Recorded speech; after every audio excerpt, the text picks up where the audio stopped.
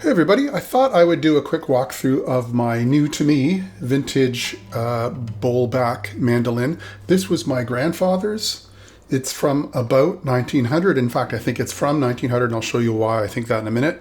It was my grandfather's originally. My dad was a fiddle player, played like Irish folk music on the fiddle, and he used to play it. He talked about how he used to play it, and then it kind of got misplaced in the family. It wound up traveling around a lot of places, and then eventually in the closet of my cousin, who called me out of the blue several weeks ago, about a month ago, and said, would I like it? And I would say, heck yeah. My dad always lamented the fact that he'd lost track with it, and I think kind of saw it as his instrument or something he had, since he was the one member of the family who actually played the instrument. So as I said, the brand is Empire State. You can see it's quite faded there, and from the research I've done, made in New York City by, I guess, an expat Italian luthier.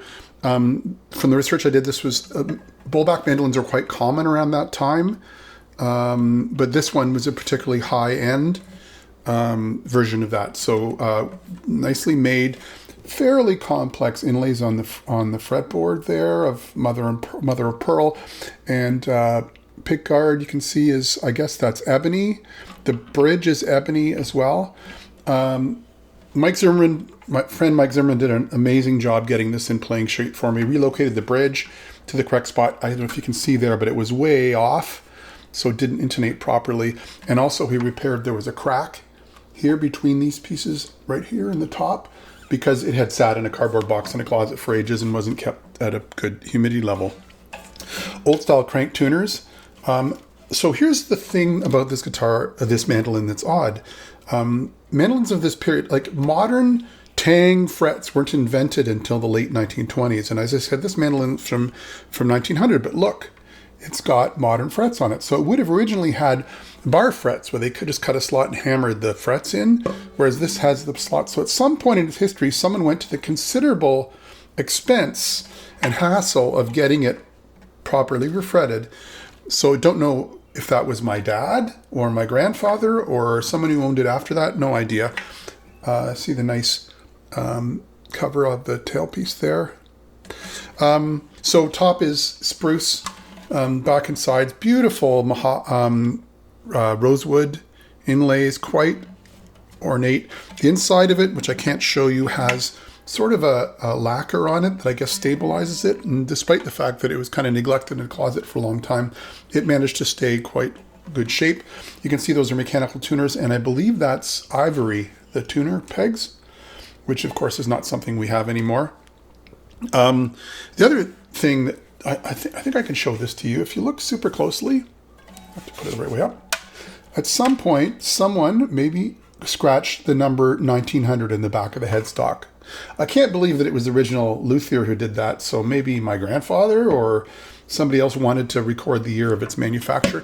And then here just below the logo, and it's very hard to see, I'm sure I'll get it show up on camera, is the number 138.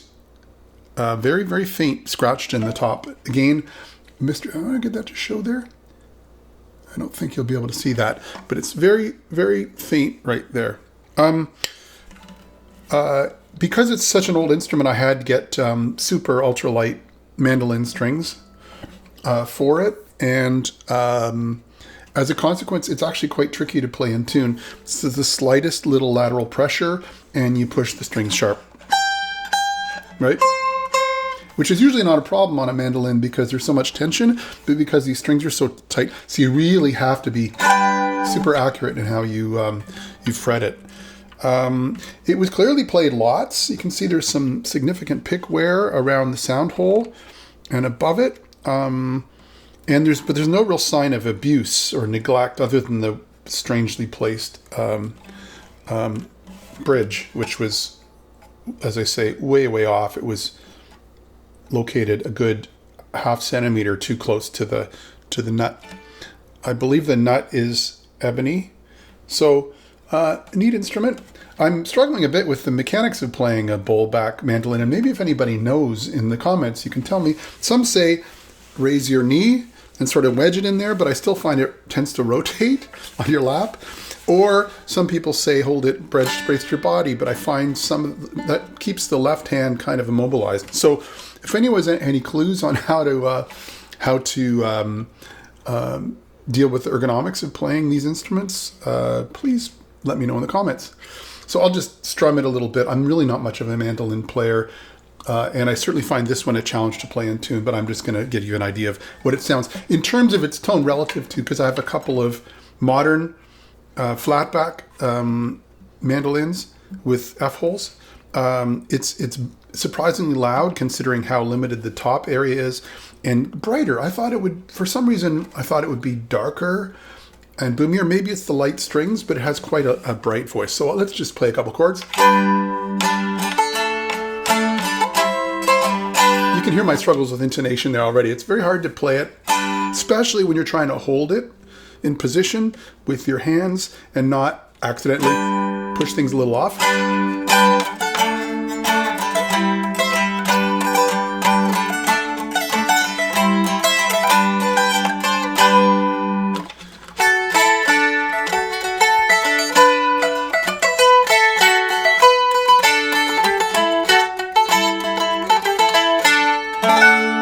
So that is my quick overview of my new, to me, family heirloom vintage bowback mandolin.